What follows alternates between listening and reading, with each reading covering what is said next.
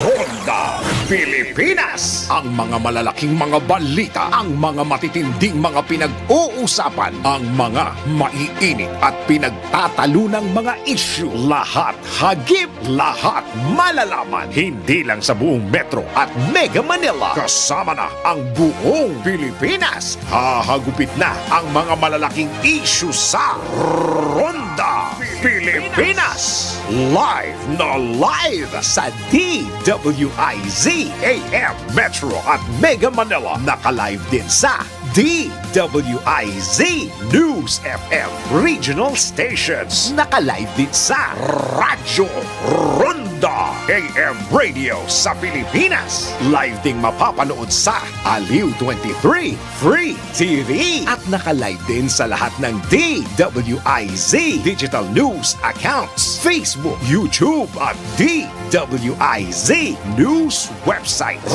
Ronda Pilipinas. Wala nang mahuhuli sa balita. Wala nang maiiwanang issue na hindi mo alam. Ngayon, updated ka na sa Ronda Pilipinas. Kasama si Dennis Antenor Jr.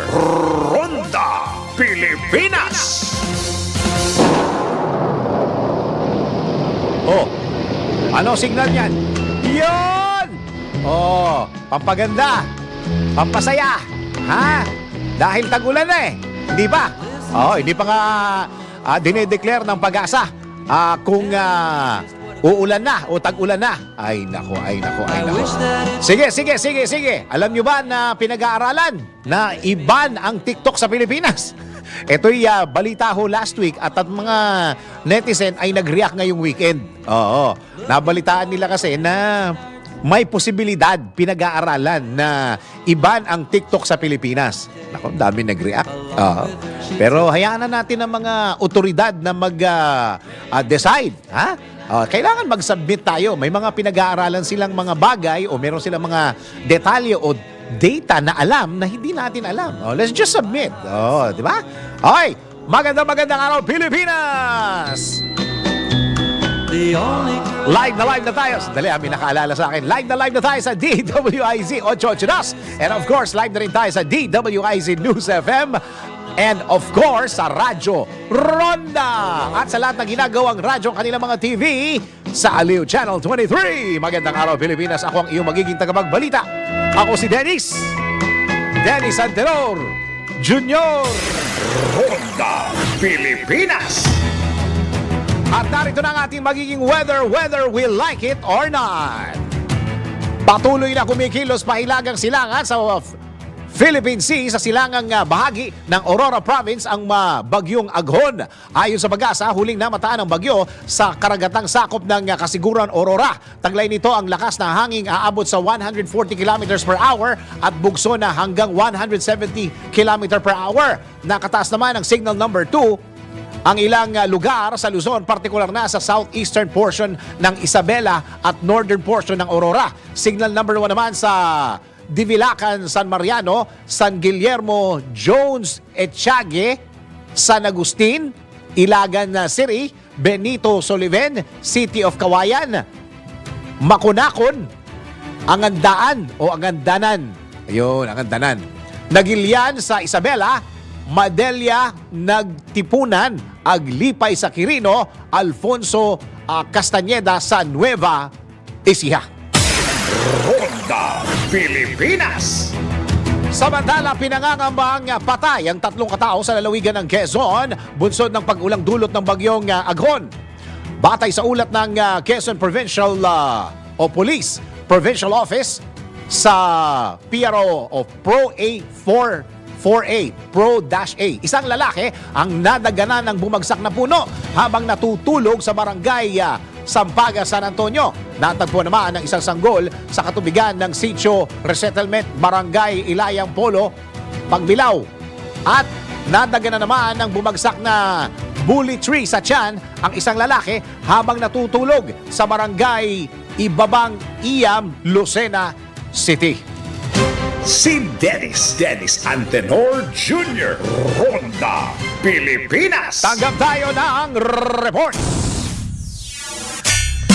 2 residente na iligtas ng PCG sa gitna ng pagbaha dulot ng bagyong Aghon. Alamin natin ang report ni Patrol 5, IAU Paco. Kuya Aya, go! Ang taas ng tubig baha sa isang barangay sa Lucena City dulot ng hagupit ng bagyong Aghon. Sa report ngayon Lunes ng Philippine Coast Guard, tiniyak ng Coast Guard Station Southern Quezon ang kaligtasan ng komunidad sa bahagi ng Beldas Air Eco Park, Barangay 10, Lucena. Ang insidente ay iniulat sa Coast Guard Station Southern Quezon ng isang residente ng nasabing barangay sa pamamagitan ng tawag sa telepono sa headquarters ng Coast Guard District Southern Tagalog Operations. Agad namang nakipag-ugnayan ang Coast Guard Southern Quezon upang makakalap ng detalyadong impormasyon hinggil sa sitwasyon. Agad na naglunsad ng deployable response groups sa apektadong lugar upang tumugon sa naturang sakuna.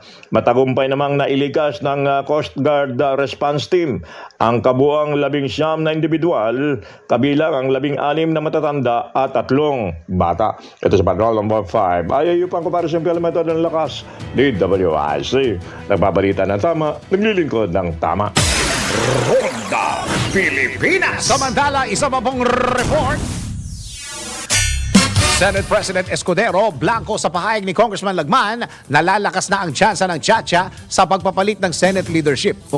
Ang alam ko si Senate President Chis Escudero ay anti-Chacha rin. Oo. Alamin natin ang report ni Patrol 19 Celi Ortega Bueno. Ate Celi, go! Nagtataka si Senate President Chis Escudero kung saan nanggaling ang pag-asa ni Congressman Edsel Lagman na sa ilalim ng kanyang pamumuno ay mas lalaki na ang tsansa na makalusot ang charter change. Ayon kay Senate President Escudero, iginalagalang niya si Congressman Lagman pero nagtataka siya kung ano ang pinagbasehan ng kanyang sinabi na sa pagpapalit ng liderato ng Senado, may posibilidad na lumakas ang tsansa ng Chacha. Iginiit ni Escudero hindi siya konforme sa sinusulong na economic Chacha. Kaya kung ang pagbabasehan ay ang kanyang personal na posisyon sa naturang usapin, hindi niya alam kung paano nasabi ni Congressman Lagman na mas malaki na ang pagkakataon na makalusot ang Chacha sa ilalim ng kanyang pamumuno. Pagkaupo ni Escudero, wala ito itinalaga na bagong chairman ng Subcommittee on Constitutional Amendments and Revision of Codes matapos na magbitiw si Senator Sani Angara bilang chairman nito. Pinatigil din ni Escudero ang nakatakdasan ng Chacha hearing sa Cebu City at Cagayan de Oro City at sinabi na wala ng isa sa gawang Chacha hearing sa labas ng Metro Manila. Ito sa Patrol 19, Celi Ortega Bueno para sa Himpilang Metodong Lakas sa DWIZ. Nagbabalita ng tama, naglilingkod ng tama. Kapag may bagong balita, naka-on air, agad-agad, DWIZ Patrol Report. Umakyat na sa 7 katao ang sugatan sa Bicol Region, bunsod ng bagyong Aghon. Ayon kay OCD Region 5 spokesperson Gremil Naz, naitala sa 3 lugar sa rehiyon ang mga sugatan na pawang mga nabagsakan ng puno. Sa casualties, may report po sa amin na 7 injured po na naapektuhan po ni Aghon, and ito po ay doon po sa Camarines Norte, Sorsogon and Legazpi City. Ang latest information naman po sa amin ay dinala naman po agad sa pagamutan, and wala naman pong any major injuries na nai-report po sa amin.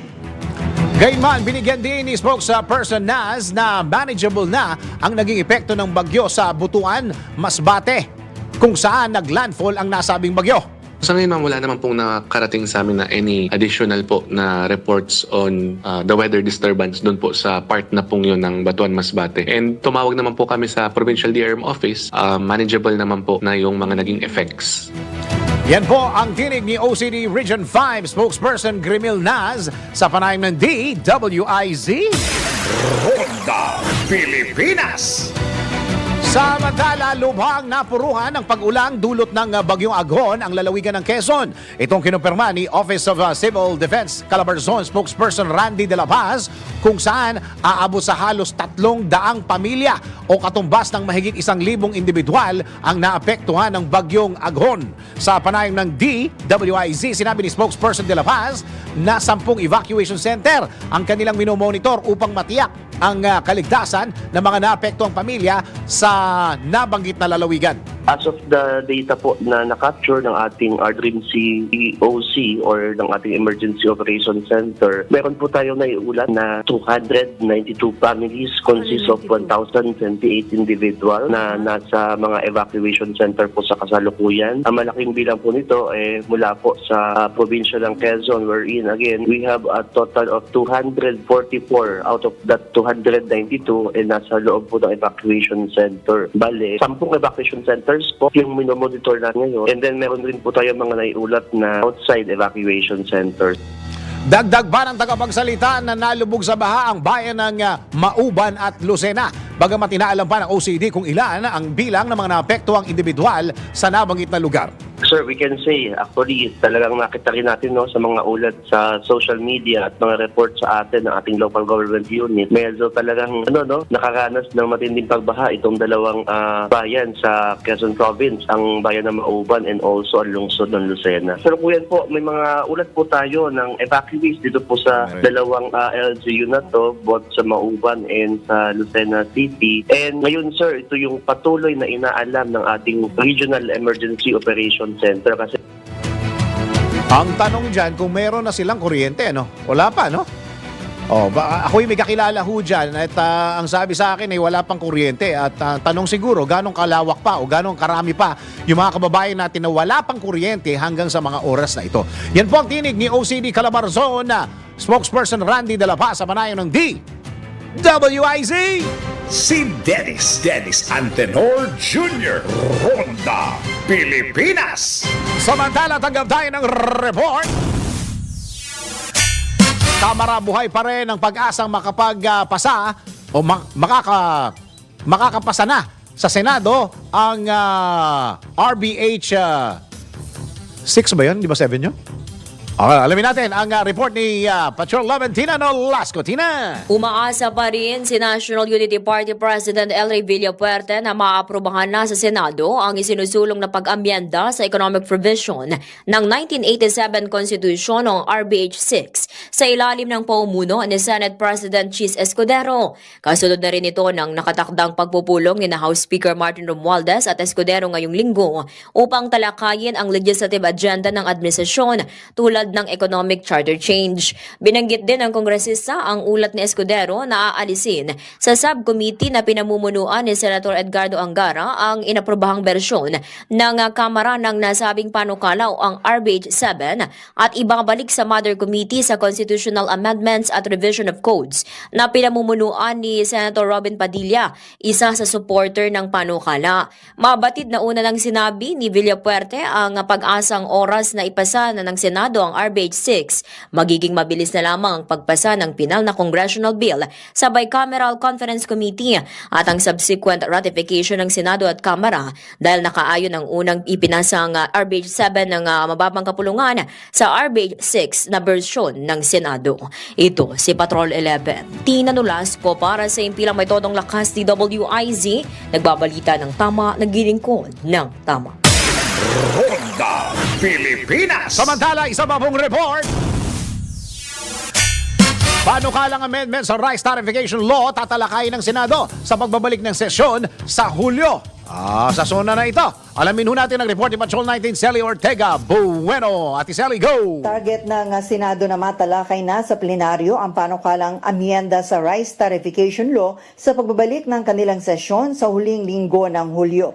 Ayon kay Senate President Chis Escudero, base sa naging pag-uusap ni na Senate Committee on Agriculture Chairperson Senator Cynthia Villar at Pangulong Bongbong Marcos Jr., may napagkasunduan ng magiging bersyon ng Senado sa naturang panukala. Matatandaan nitong nakaraang linggo ay nagkaroon ng dinner ang mga senador kasama si Pangulong Marcos sa Malacanang.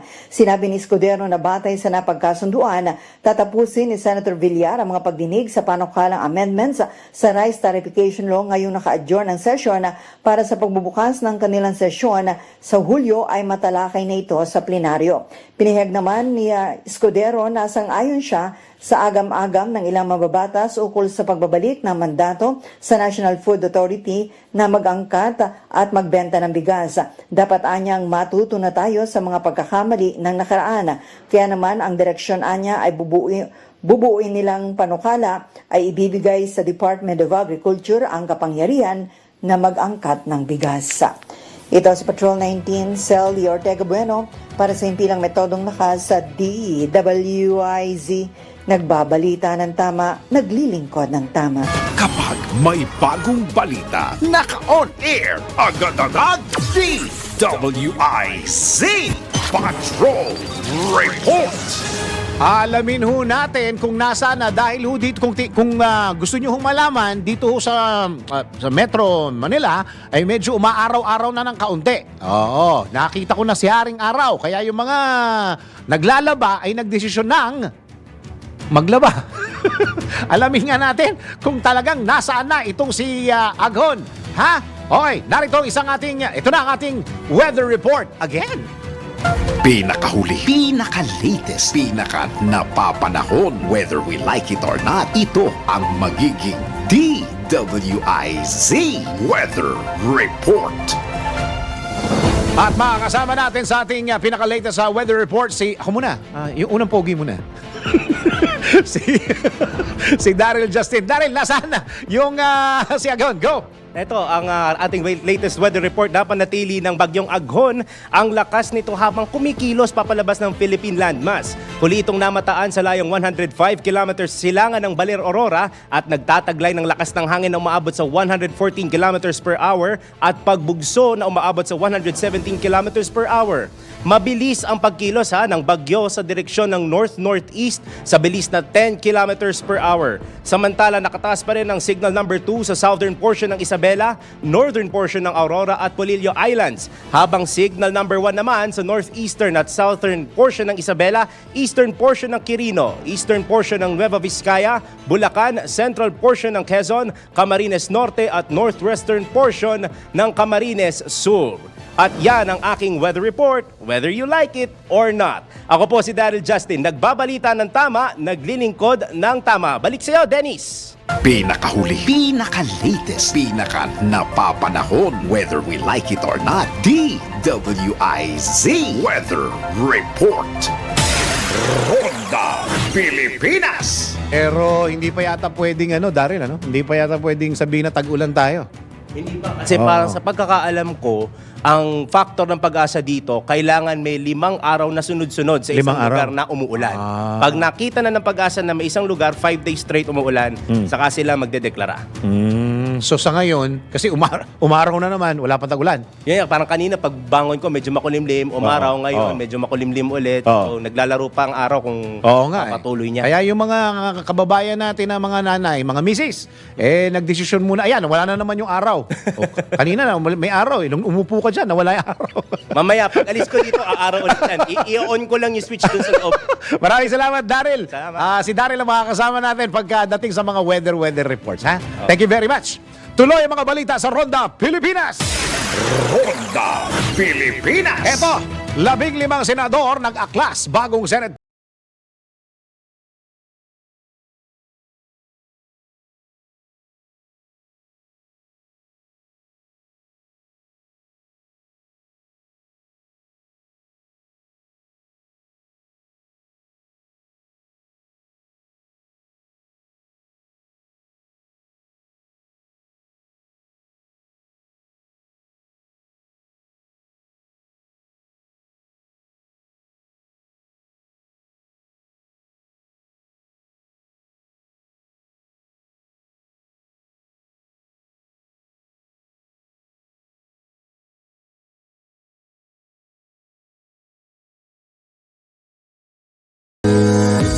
Bago maniwala sa mga claim-claim na yan, patunayan na yan sa Let's Prove It! Mahilig ka bang maligo bago matulog? Yung tipong humihiga ka sa kama ng basa ang buhok mo. Alam mo bang may sabi-sabi na kapag natulog ka daw ng basa ang buhok, posible ka daw mabulag? Tara, let's prove it! Ayon sa beautyhub.ph, walang correlation ng basang buhok sa pagkabulag. Dagdag pa sa circulatingnow.com na ang pagkabulag ay maaring sanhi ng iba't ibang mga kadahilanan, kabilang ang mga genetic na kondisyon, impeksyon, pinsala at malalang sakit. Samantala, maaari pa ding sumakit ang ulo ng isang tao at mabasa ang unan kapag natulog ng basa ang buhok. Kaya naman, walang katotohanan ang sabi-sabi. Ngunit, mas maganda pa ding matulog ng tuyo ang buhok para hindi ito madamage. Ronda Pilipinas. Okay, ulit. 15 senador nag-aklas bagong Senate President iniluklok. Ano na ang susunod na mangyayari sa usaping ito? Narito ang totoo na ito. Si Yasat Special Report. Malalimang pag-alam ng mga detalye para maitama ang mga maling balita sa Siyasat. DWIZ Investigative Report.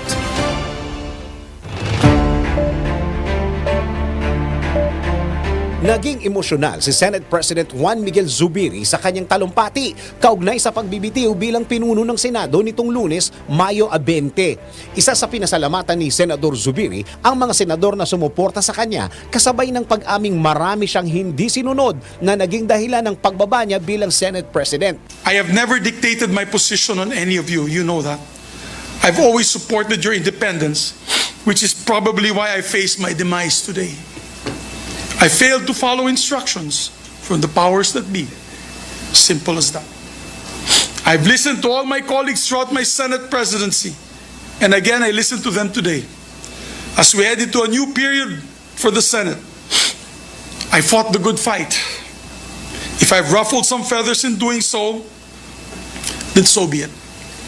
Matapos magbitiw ni Senador Zubiri ay formal na ring nanumpa bilang bagong Senate President si Senador Francis Chis Escudero. Pinasalamatan ng bagong pinuno ng Senado si dating Senate President Zubiri sa ipinakita nitong kasipagan sa pamumuno sa mataas na kapulungan at maging sa pagmamahal nito sa bayan. My hats off to you, Senate President Zubiri. I salute you and I hope I will make you proud, you especially among all our other colleagues. And hopefully, you will not leave my side whenever I ask for guidance, whenever I ask for help, and whenever I ask for your wisdom. Mas malayo po at mas marami kayong alam sa akin, lalo na bilang tagapangulo ng Senado. Sana magkasama pa rin tayo sa mga bagay na yan sa mga darating na panahon. 6 namang senador na kinabibilangan ni na Senador Nancy Binay, Sherwin Gatchalian, Juan Edgardo Angara, Loren Legarda, Joel Villanueva at Joseph Victor Ejercito ang hindi bumitaw sa suporta kay Senador Zubiri. Ayon kay Senador Binay, pinag-aralan pa nilang Solid 7 ang posibleng pagsanib sa minority bloc at sa pagbabalik ng sesyon ay may mga tanong na hindi pa nasasagot tulad ng pinakadahilan ng pagkakasibak kay Senador Zubiri. Hanggang ngayon may mga tanong na hindi nila nasasagot eh. So, hopefully, pagbalik namin, kasi kahit pa paano, katulad nga ng sinabi ni Sen Mig, talagang kami heartbroken.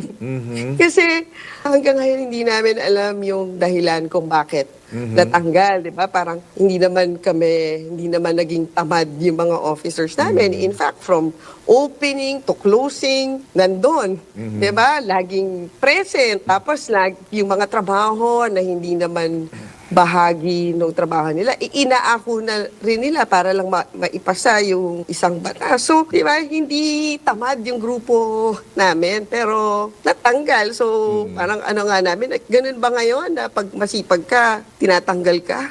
Nanaig naman kay Senador Ronald Bato de la Rosa ang katapatan sa partido kahit ayaw niyang iwan si Senador Zubiri ay nahimok na rin siyang sumama sa pagpapatalsik sa dating Senate President. Sinabi sa DWIZ ni Senador de la Rosa na kung tutuusin ay hindi siya kailangan ng grupo ni ngayon Senate President Escudero kung saan kasama na ang mga kapartidong sina Senador Robin Padilla, Senador Tolentino at Senador Bongo. Hindi naman niya siya naniniwala na ang investigasyon ng PIDEA Leaks ang dahilan ng pagpapababa sa pwesto kay Senador Zubiri.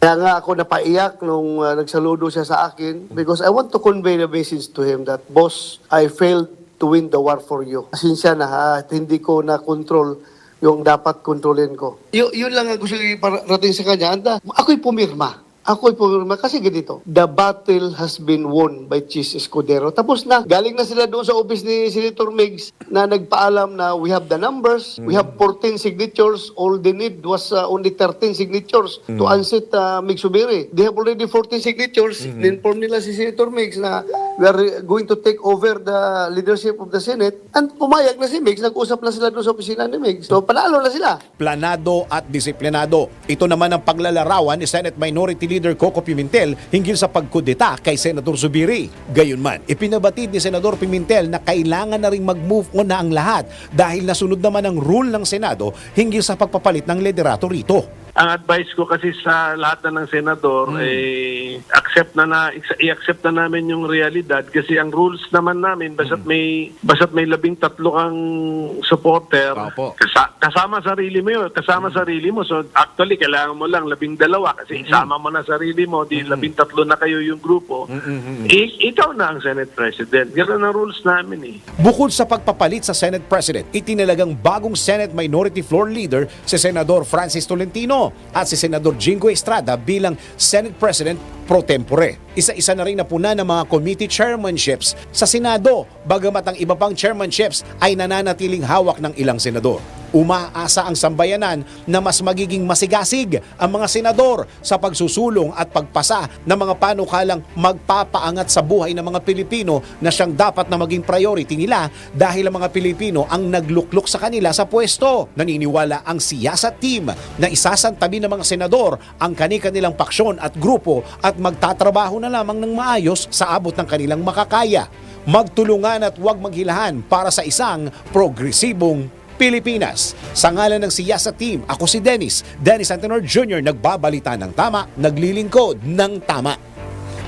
Malalimang pag-alam ng mga detalye para maitama ang mga maling balita sa Siyasat. DWIZ Investigative Report. Ronda Pilipinas. Oh, siya. Tama na, trabaho na. Di ba, yung mga senador? O, tama na yan. Trabaho na. Okay. Oy, Kumusta kayo mga kastig? Gawin natin mas exciting at astig na astig ang araw mo gamit ang Arena Plus app. Dahil sa Arena Plus, astig ka sa sports. Ang Arena Plus ang hottest online na sports betting platform na talagang magpapabago sa paraan mo ng pag-i-enjoy sa mga paborito mong laro. Sa mga fans ng NBA, libre mong mapapanood ang NBA playoffs sa arenaplus.net. Mari ka pang manalo ng iba't ibang mga papremyo kagaya ng sapatos, telepono, motorsiklo at brand new car. Lahat ng yan ipamimigay sa Arena Plus NBA Playoffs Lucky Draw up to 64 million pesos worth of total prizes. Bukod sa NBA, pwede mo ring masubaybayan ng mga live games ng local at international sports kagaya ng PBA, PVL, soccer, basketball, volleyball, boxing at marami pang iba. But that's not all. Kasama sa magbibigay ng saya sa inyong gaming experience ang official astig endorsers na sina Scottie Thompson at NBA star Jordan Clarkson. Kaya ano pang inaantay mo? Download Arena Plus app sa App Store or Google Play or manood sa arenaplus.net. Dahil sa Arena Plus, astig sa sports. Keep it fun, game responsibly! Ronda Pilipinas! Pilipinas ang ating oras. Ayun, naantay ko yun 34 na minuto na. Makaraan ng alas 10 ng morning. Si Dennis Antenor Jr. Ronda Pilipinas! Tuloy-tuloy ang mga balita at impormasyon sa Ronda Pilipinas. Ako sabihin ko lang to, no? Yung mga government official na kailangan pong kunan ng impormasyon regarding dito sa mga bali-balita na ito, maging available po kayo. Kung nagmi-meeting kayo, mag-alas 11 nang nagmi-meeting pa kayo. Anong oras kayo nagsimula ng meeting ninyo? Ha? Oo. Anong oras kayo? Alas 6, alas 7, tulog pa kayo? Nasa lantangan ng bagyong lugar ninyo? Ano oras kayo nagsimula ng meeting? Pagka ganitong oras ay dapat ini-implement na natin yung pinag-meetingan natin. Oo. Saka isa pa ho, hindi lang mga taga Quezon kasi ang di ba? Ang concern natin, yung mga pamilya ho na nakatira sa ibang bahagi ng bansa ang gustong kumuha ng update. Opo. Kung hindi ho kayo pwedeng magsalita, mag-assign ho kayo ng spokesperson. Oo, yung opisyal na makakapagsalita at makapagbibigay ng mga impormasyon na pinagmimitingan ninyo. Meeting. Mag-aalas 11 na, nagmi-meeting pa kayo. Dapat nagmi-meeting kayo, alas 6, alas 7. Yun ho, mga kababayan ho natin na hindi makatulog.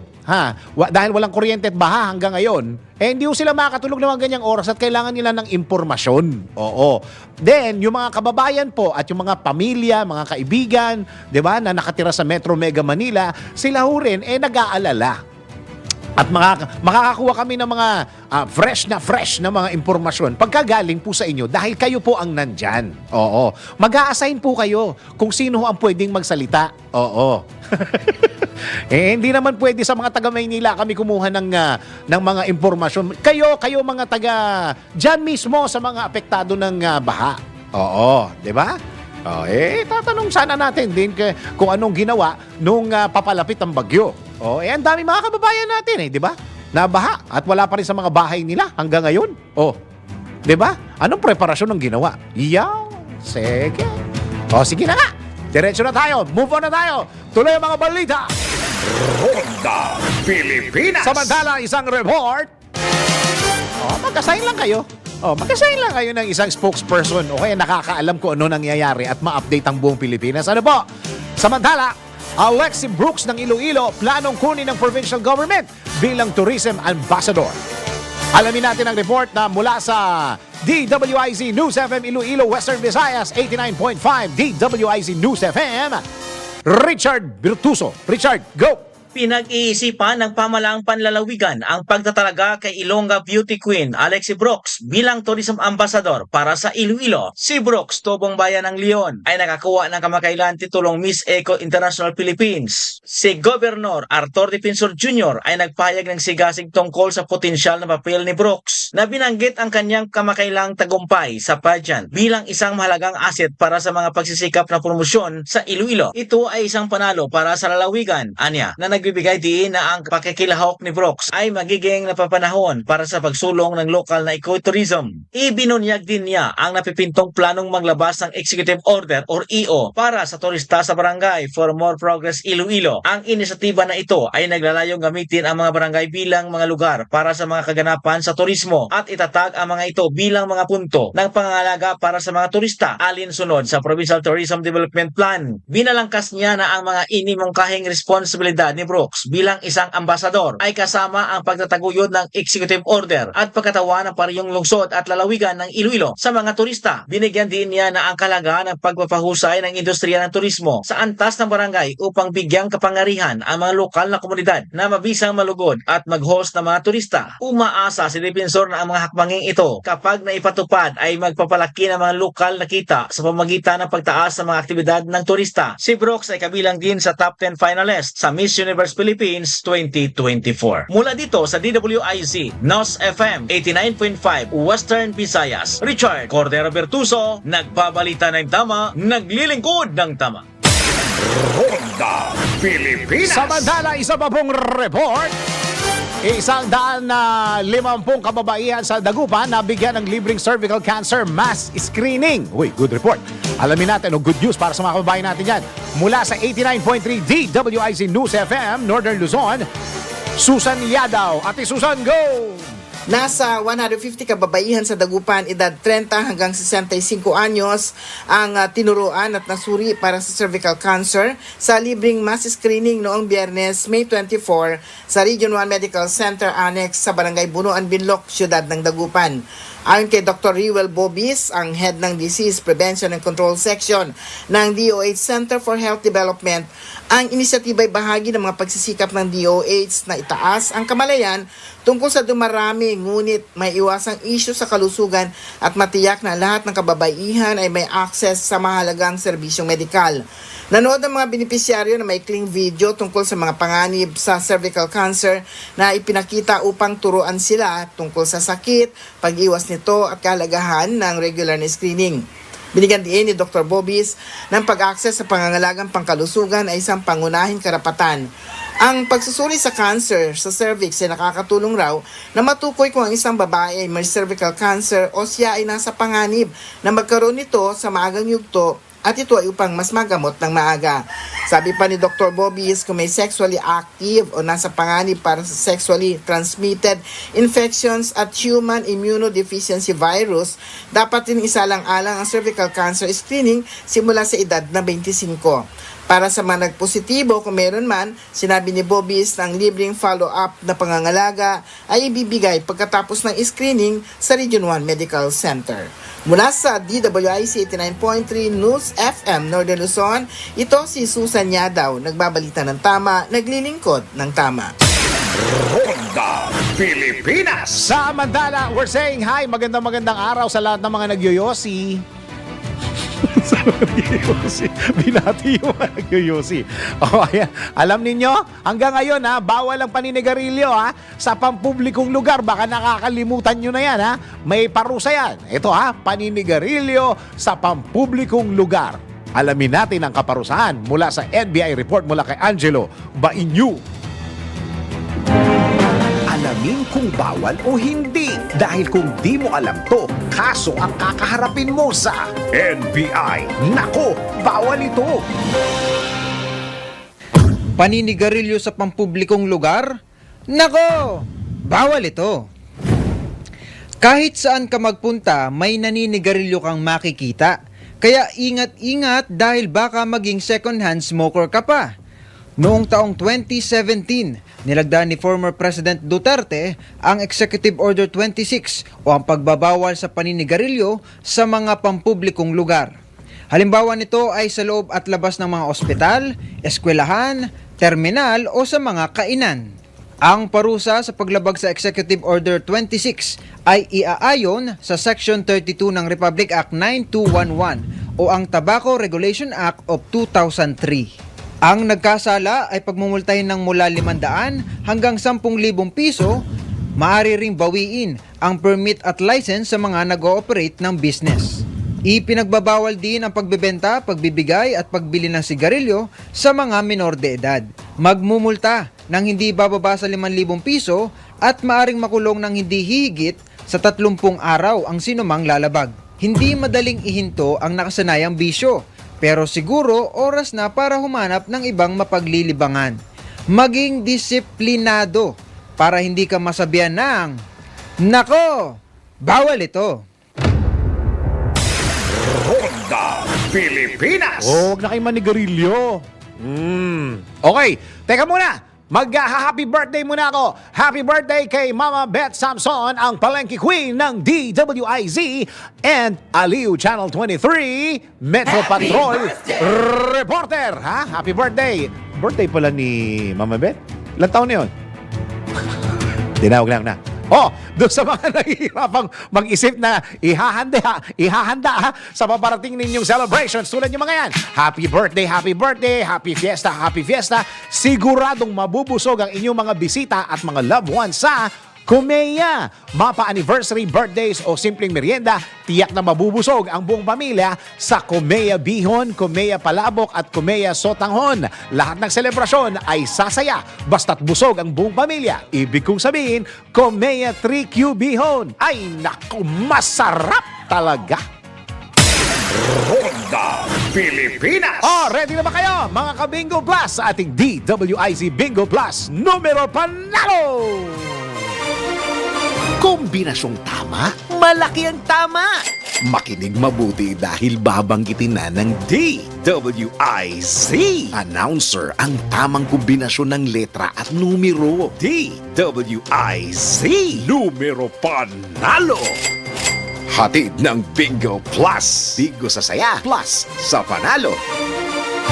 Meron kang chance manalo ng 1,000 pesos at itataas mo kapag natapos na ako. Yan.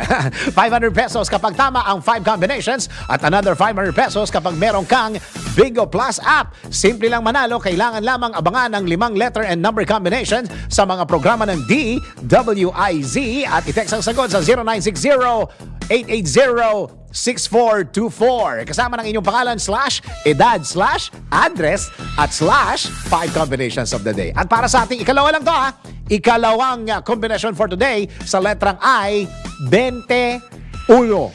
I-21. Abangan mamaya sa Balitang Bayan ng ikatlong kombinasyon. Tandaan, pag bingo sa saya, plus sa panalo! Kung nakalima ka na, pwede mo nang isend sa text number na binigay ng DWIZ announcer o kaya i-PM na sa DWIZ Facebook. Kung hindi pa, wait pa ng ibang kombinasyon hanggang makumpleto ang 5 numero panalo. Hatid ng Bingo Plus. Bingo sa saya, plus sa panalo. Ronda Pilipinas. Pilipinas, ang ating oras. Yan! Oras, 9 na minuto bago mag-11 in the morning. Si Dennis Antenor Jr. Ronda Pilipinas. Hi! Magandang araw sa lahat ng mga taga-PCSO, mga opisina dyan, mga nanonood at nakikinig sa DWIZ Ronda Pilipinas. Ha? Okay. Kausapin natin, Luzon, Visayas at Mindanao. Merong PCSO na pwede ninyong asahan. Narito po yung report.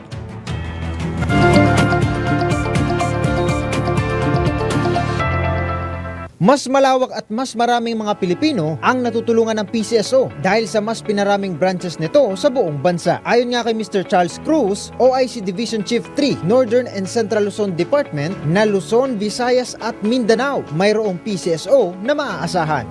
Sa ngayon meron tayong 73 branches nationwide, Maine tsaka Angelo.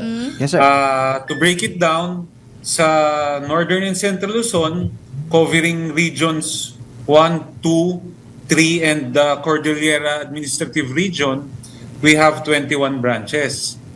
Sa Southern Tagalog and Bicol Region, meron tayong 16. Sa Visayas, 16 din ang branches natin. At sa Mindanao naman ay 20. Ayan, Maine tsaka Angelo, 73 branches ang PCSO ngayon nationwide. Sinabi rin ni Mr. Charles na PCSO ang lalapit sa mga kababayan nating Pilipino para mahatiran ng tulong. Na hindi na nila kailangang magpunta dito sa head office natin sa Mandaluyong City para yung PCSO na ang lumalapit para mas lalong mapagsilbihan ng maayos ang ating mga kababayan. At yan ang report na hindi umuurong sa pagtulong. Angelo Bainyo, nagbabalita ng tama, naglilingkod ng tama.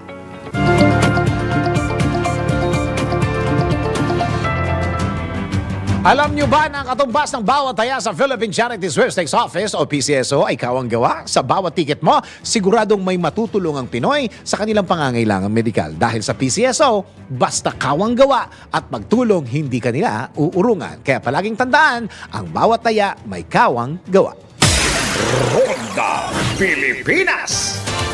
Samantala sa ating balitang sports, Alas Pilipinas na sweep ang Pool A matapos talunin ng Chinese Taipei sa AVC Challenge Cup. Sports News mula kay Daryl Justin. Sa mundo ng palakasan, ang latest malalaman sa DWIZ Sports News.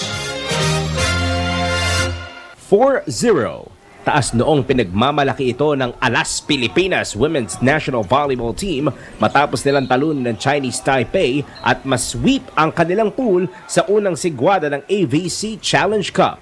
Pinatumba ng Alas ang Chinese Taipei sa loob ng 3-set sweep 25-13, 25-21, 25-18. Muling pinatunayan ni Team Captain Gia de Guzman ang kanyang playmaking prowess kasama ang iba pang manlalaro gaya ni Faith Nisperos, Thea Gagate, Vanny Gandler at Cherry Nunag. Naging mabagal man ang unang set ng Alas, umarangkada sila pagkatapos mag-8-all ang score upang magkaroon ng 23-13 lead. Nakagawa ng 15 points na binubuo ng 12 attacks, 2 aces at isang block si Ea Laure, samantalang may 12 markers naman si Gandler at 9 points si Gagate. Dahil sa sweep, pasok na sa semifinals at ang second seed ng Pool B na Kazakhstan naman ang makakalaban ng Alas Pilipinas. That portion was brought to you by Arena Plus. Sa Arena Plus, astig sa sports. Download Arena Plus app now in App Store or Google Play. You can watch it also on arenaplus.ph. Ronda Pilipinas. At bago tayo mag-bye-bye, tayo muna magpatama quote of the day. Naging mabuti ka sa kanila pero huwag kang mag-expect na ganun din sila sa'yo. Hindi lahat ng taong kaharap mo, kagaya ng puso mo. Ayun. Kapag may ginawa kang tama, ginawa kang mabuti, isipin mo na ginagawa mo yun para sa Diyos. Para Diyos ang magbibigay ng sukli. Hindi yung mga taong kaharap mo. Di ba, Gob? Gob, kumusta ka na? Bira, busy ka. Teka muna, happy birthday muna sa lahat ng mga nagbo-birthday today. Happy birthday kay Justice Alex Queros. Justice, happy birthday po. Ayan, nakikinig sa atin yan. Happy birthday. Happy birthday din kay former ASEC Romel Lopez. Pambira ka, ASEC. Wala ka na pala dito sa Pilipinas.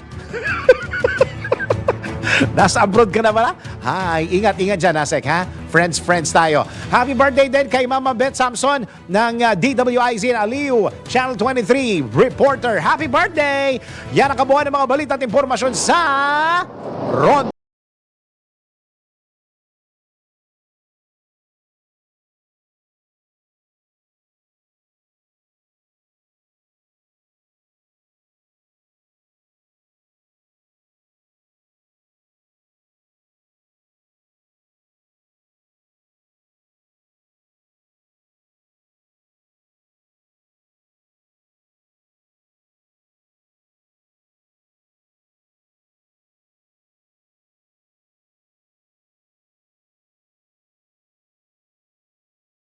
Ang mga malalaking mga balita, ang mga matitinding mga pinag-uusapan, ang mga maiinit at pinagtatalunang mga issue. Lahat hagip, lahat malalaman. Hindi lang sa buong Metro at Mega Manila. Kasama na ang buong Pilipinas. Hahagupit na ang mga malalaking issue sa Ronda Pilipinas. Live na live sa DWIZ AM Metro at Mega Manila. Naka-live din sa DWIZ News FM Regional Stations. Naka-live din sa Radyo Ronda. AM radio sa Pilipinas. Live ding mapapanood sa Aliw 23 Free TV at naka-live din sa lahat ng DWIZ digital news accounts, Facebook, YouTube at DWIZ news website. Ronda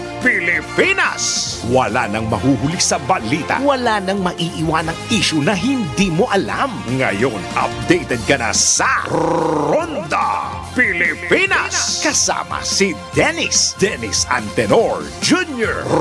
Ronda Pilipinas. Monday to Friday, 10 a.m.